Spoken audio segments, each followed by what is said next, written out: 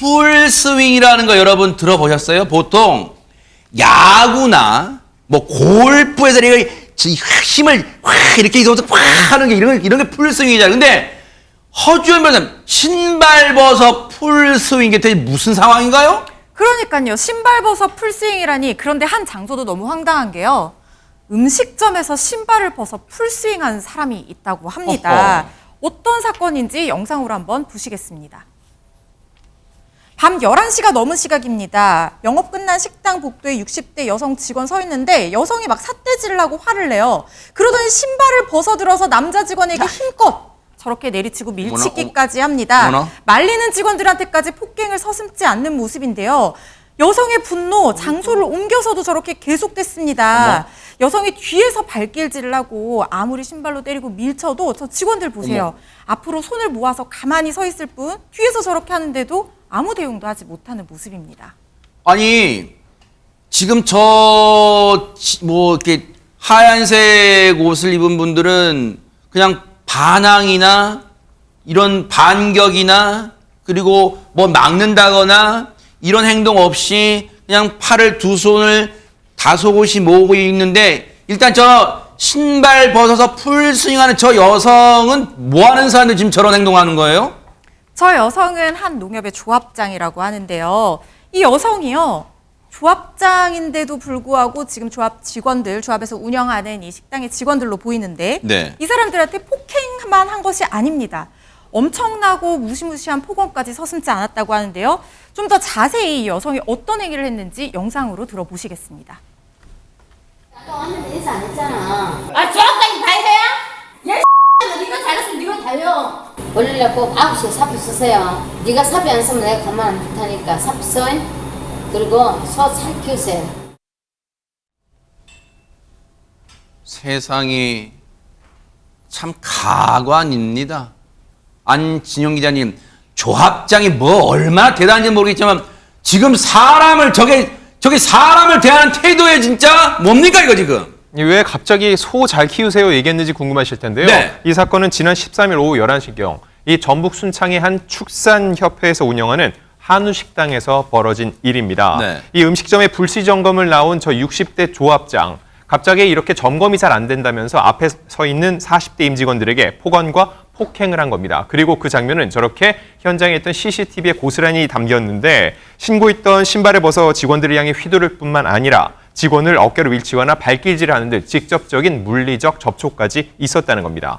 그러면서 네가 사표를 안 쓰면 내가 가만 안 둘 테니까 사표를 쓰라면서 퇴직을 강요하기도 했고요. 저희가 보여드린 영상은 1분 남짓이죠. 하지만 실제로 저 현장에서 조합장의 폭행과 폭언은 1시간 넘게 진행됐습니다. 아까 인사를 안 했잖아. 인사가 그렇게 받고 싶었어요. 사표 안 쓰면 가만 안 둬. 아주 대단한 무시무시한 권력자인가 봐요. 나 보통 X 아냐. 이렇게 아주 자기가 간단한 사람이 아니라는 듯이 또 자랑을 으스댔어요. 그런데 당시에 1시간, 저희가 보여드린 건 진짜 얼마 안 되지만 1시간 넘도록 장소를 바꿔가면서 이런 극악무도한 행동을 했대요. 당시에 피해를 고스란히 아무런 반응도 못하는 저 피해자분들 얼마나 공포에 떨었을까요? 이 얘기 좀 들어보시고 이어가 보도록 하겠습니다. 당일 밤 11시에 오셔서 불을 안 켜준다는 이유로 폭행을 시작을 했죠. 폭언과. 그리고 그 이후에 업무 점검을 한다는 차원에서 그 현장을 한 1시간 동안 돌아다니시면서 지속적인 폭행, 폭언, 사표 강요가 진행이 되었죠. 이 조직에 몸담으면서 그 열심히 했던 것들이 물거품이 되고 그동안 생활했던 것들이 한순간에 무너지는구나 정말. 모멸감 엄청났죠. 한 가지만 말씀드리면 사진을 찍으라 해서 이제 경찰이 안 찍고 있으면 셋만에 안 찍으면 가만두지 않겠다. 하나, 둘, 셋. 저희가 뭐 그 상황에서 거부를 하면 뭐 당장 이사들 소집해서 그런 식으로 말씀하시면 저희가 어떻게 할 수 있는 방법이 없었어요. 그때. 왜 모멸감을 안 느끼셨겠어요? 진짜 보는 저희들도 참담합니다. 최명기 원장님 세상에. 일단 저 여성이 폭행을 사용할 수 있다는 신발을 벗어서 사용했는데요. 그 신발이라는 거는 내가 땅에 있던 거를 뒤지면 굉장히 지저분한 거고 신발로 폭행을 한다는 거는 상대방을 굉장히 사람으로 취급하지 않는다는 상징이거든요. 당연히 거기서 모멸감을 느끼고 또 이유에서도 모멸감을 느낍니다. 만약에 진짜 뭐 식당이 불결했다든가 아니면은 뭐 손님한테 잘못 이렇게 대해서 컴플레인이 들어왔다는 모르겠는데 진짜 말도 안 되는 뭐 불을 안 켠다, 뭐 사진을 안 찍는다고 당하고요. 더군다나 저게 한두 번 있었던 일이 아닌 거로 추정이 되고 그때마다 제대로 사과를 받지 못했다 그러면은 그 모멸감은 평생 잊지 못할 정도로 이어질 겁니다. 네. 지금 보세요. 다시 봐도 제가 웬만하면 진짜 호통을 칠 텐데 지금 너무너무 기가 막히고 저게 사람이 할 짓이에요? 진짜 목소리도 안 나오네. 너무너무 기가 차서. 그런데 저 사람은 이런 짓을 해놓고 입이 10개라도 할 말이 없을 텐데 입장이라도 있을지 한번 들어보시고 이어가 보도록 하겠습니다. 술을 한 잔 먹었는데 그걸 먹고 제가 정신을 잃었던 것 같아요.